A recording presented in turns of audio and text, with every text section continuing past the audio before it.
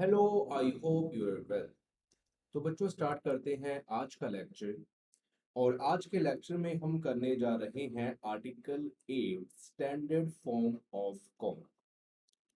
तो बच्चों standard form of cone topic में हम कॉन की स्टैंडर्ड इक्वेशन के बारे में बात करेंगे।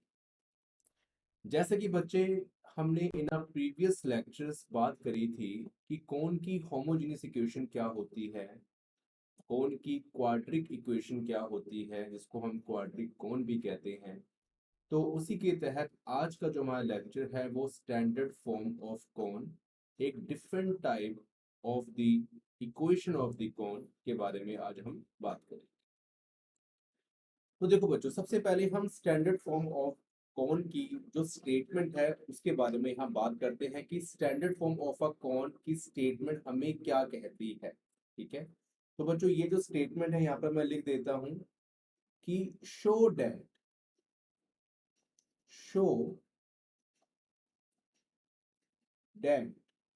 the equations of the right circular cone, the equation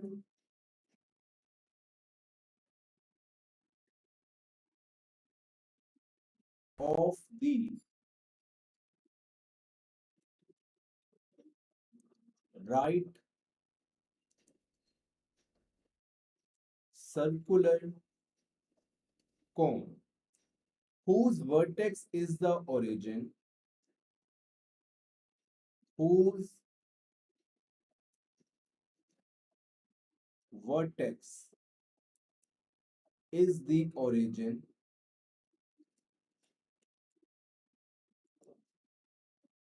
axis is the z axis, axis is the z axis, this is a z axis, and semi vertical angle alpha and semi vertical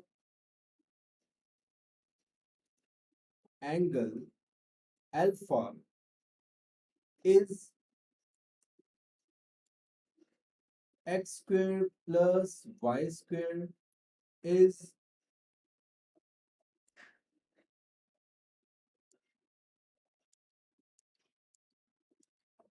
is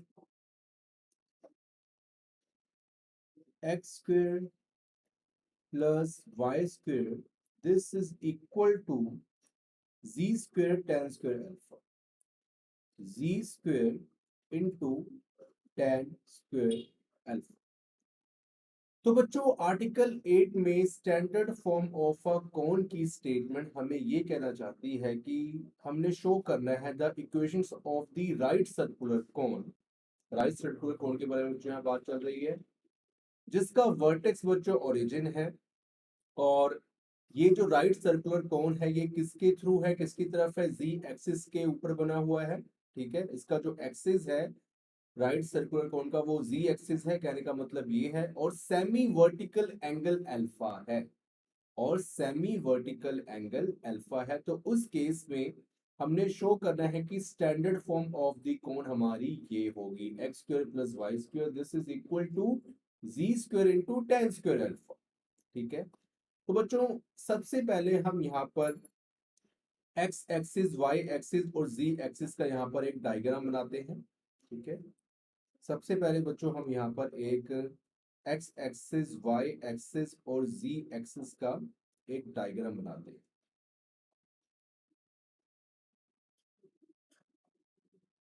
okay,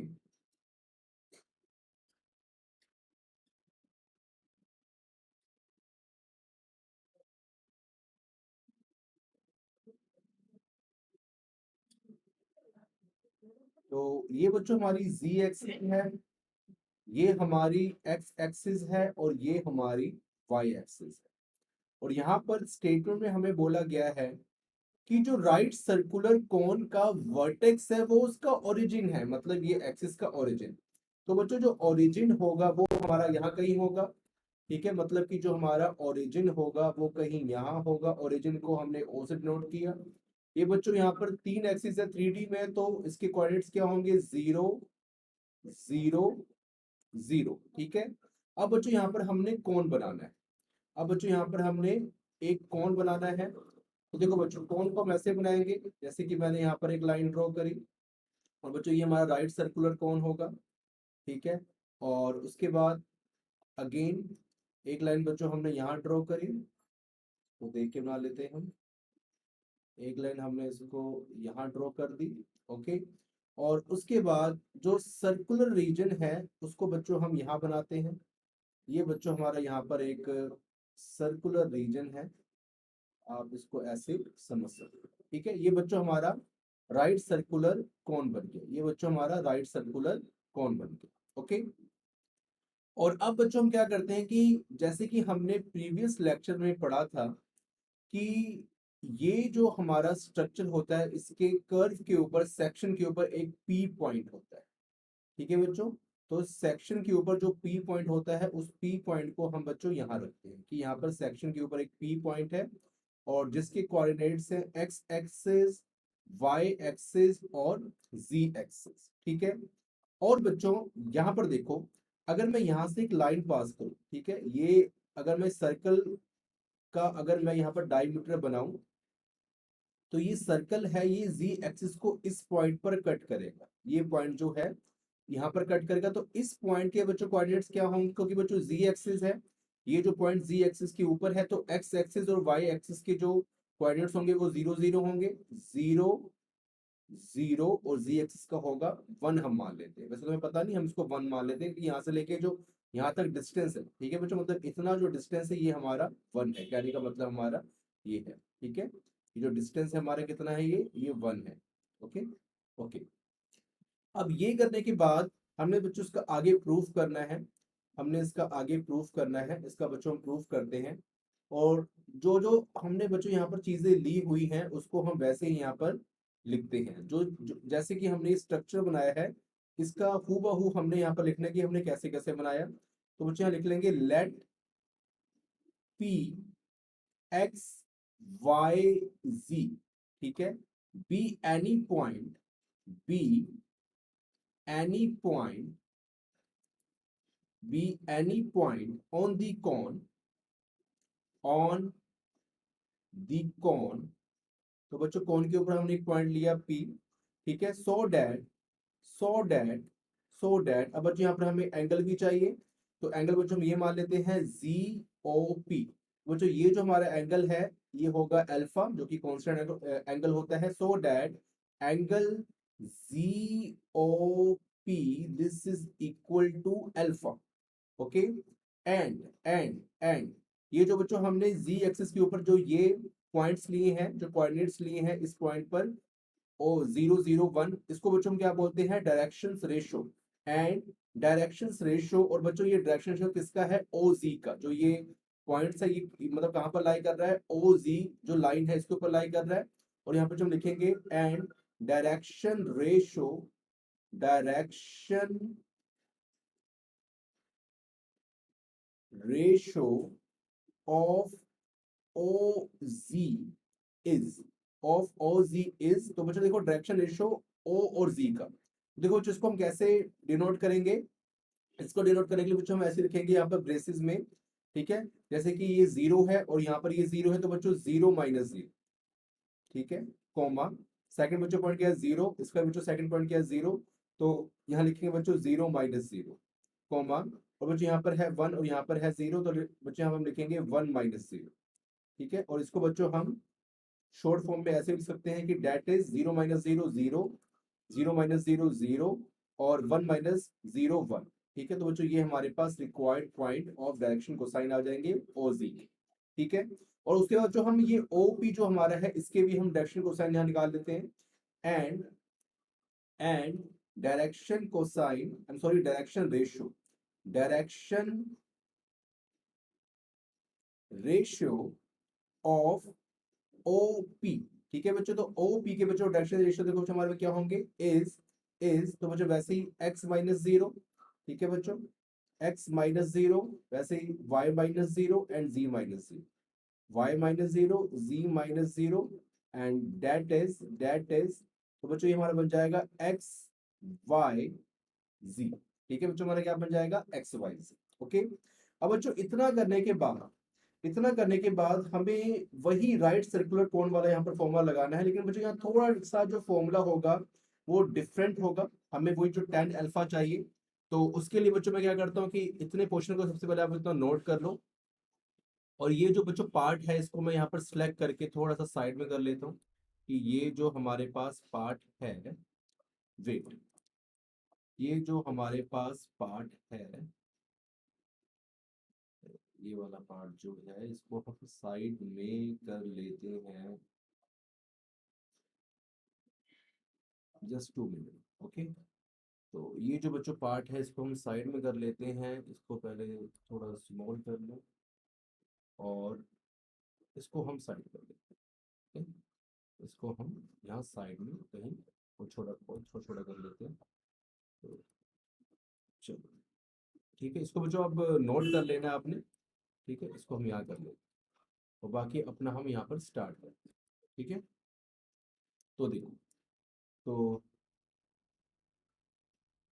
okay, अब देखो बच्चों, ये करने के बाद हमें वो बच्चों tan वाला फॉर्मूला चाहिए। ठीक है बच्चों, tan वाला हमें फॉर्मूला चाहिए। देखो बच्चों, tan वाला फॉर्मूला हमने यहाँ पर थोड़ा डिफरेंट तरीके से लगाना है। tan अल्फा आपको बच्चों मैं डायरेक्टली बता रहा हूँ। देखो यहाँ बच्चों सबसे पहले हमने डिस्टेंस फॉर्मूला लगाना है।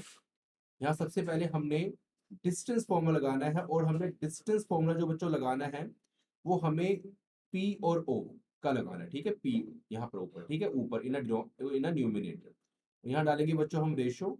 ठीक है, यहाँ बच्चों हम डालेंगे रेशो।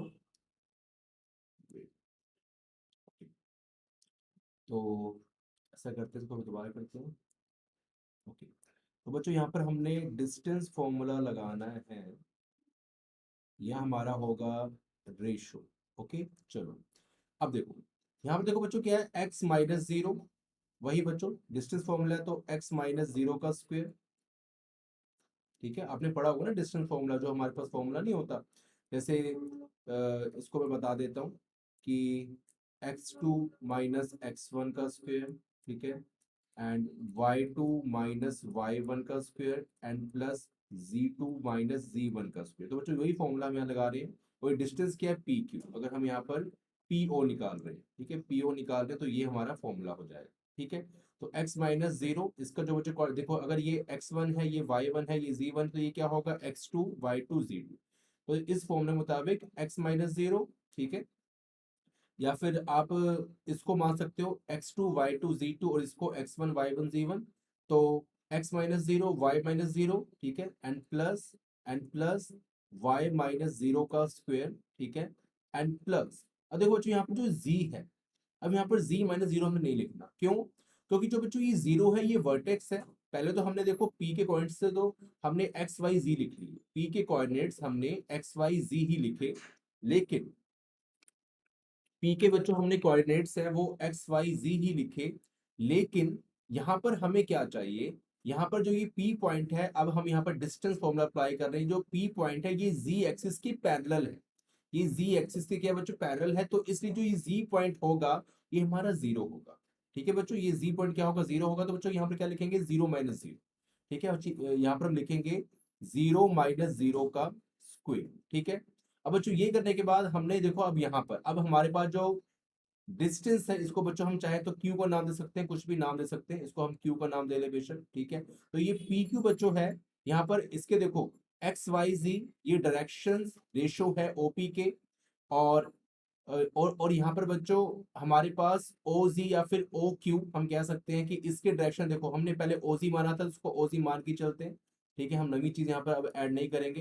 तो जो हमारे पास बच्चों ये ओ जी है, इसके डायरेक्शन रेशो क्या है, 0 0 1। तो हम क्या करेंगे, इन दोनों डायरेक्शन रेशो को मल्टीप्लाई करेंगे, x इंटू जीरो, ठीक है, इनका डिनोमिनेटर हम यहाँ पर मल्टीप्लाई करेंगे, and plus y into zero and plus z into one. ठीक है बच्चों, ये हमने मल्टीप्लाई किया। अब ये करने के बाद ये जो फॉर्मूला है इसको मैं यहाँ पर अब कर देता हूँ, इसकी अभी हमें जरूरत नहीं, मैं आपको बता दिया। इसको बच्चों हमने सॉल्व करना है, इसको बच्चों हमने सॉल्व कर, देखो ये हमारा क्या बनेगा, ये बच्चों हमारा बनेगा, ठीक है, tan alpha this is equal to x minus zero, तो बच्चे बन जाएगा x square under root n plus y minus zero y square, ठीक है, और जीरो माइनस का जीरो का स्क्वायर था तो ये जीरो ही रहेगा अपॉन, और देखो x into zero zero plus zero and plus G into one G, ठीक है। मतलब क्या हुआ बच्चों यहाँ पर हमारा, हम डायरेक्टली इसको ऐसे लिख सकते हैं कि ये हमारा यहाँ पर नीचे इनर डिनोमिनेटर क्या बच गया, ओनली जीरो बच गया, इनर डिनोमिनेटर हमारा क्या बच गया, ओनली जी बच गया, ठीक है। अब बच्चों यहाँ कर देंगे हम क्रॉस मल्टीप्लिकेशन, ठीक है, जब क्रॉस मल्टीप्लिकेशन करेंगे तो बच्चों देखो हमारा क्या बनेगा, ये under root x square plus y square बच्चों हमारा यहाँ पर आ जाएगा, और z और ये tan अल्फा आपस में मल्टीप्लाई हो जाए, ठीक है।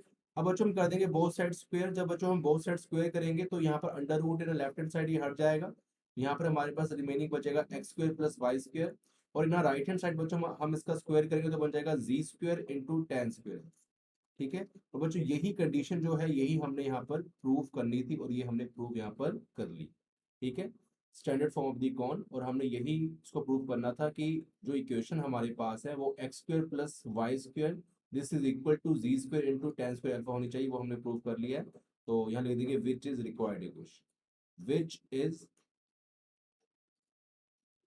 रिक्वायर्ड इक्वेशन, ठीक है, hence prove, hence prove, hence prove. तो बच्चों एक बार और बताता चलूं मैं, इसको स्टैंडर्ड फॉर्म भी कहते हैं, ये जो फॉर्म हमारे पास इक्वेशन आई है इसको स्टैंडर्ड फॉर्म भी कहते हैं, और इसको बच्चों सिंपलेस्ट फॉर्म भी कहते हैं, इसको हम सिंपलेस्ट फॉर्म भी कहते हैं, simplest form of the cone, मतलब सिंपलेस्ट, ठीक है, सिंपलेस्ट फॉर्म, ठीक है, सिंपलेस्ट फॉर्म, इसको बच्चों हम सिंपलेस्ट फॉर्म भी कहते हैं, ओके। इसको हम स्टैंडर्ड फॉर्म भी कहते हैं, इसको हम सिंपलेस्ट फॉर्म भी कहते हैं। तो बच्चों आई होप कि आपको स्टैंडर्ड फॉर्म ऑफ द कौन समझ आया होगा।